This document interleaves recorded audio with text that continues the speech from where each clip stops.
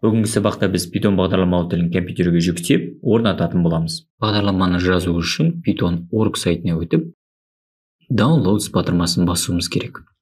Көріп тұрғандарыңыздай, бұл парақшада Python бағдарламасының ең соңғы нұсқасы берілген. Біздің кезекте бұл 3:7. Сіздерде жаңа нұсқасы болуы мүмкін.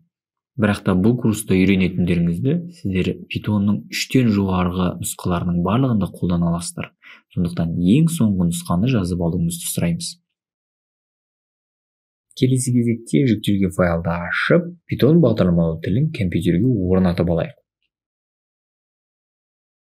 Келесі парақшаны көріп тұрсаңыздар, Python бағдарламалау тілі сіздің компьютерге орнатылды деген сөз.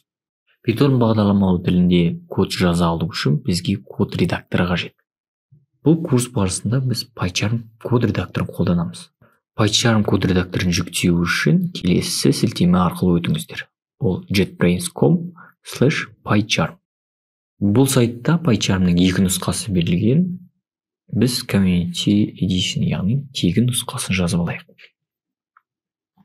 Енді жүктеген файлды ашып, PyCharm код редакторын компьютерге орнатамыз.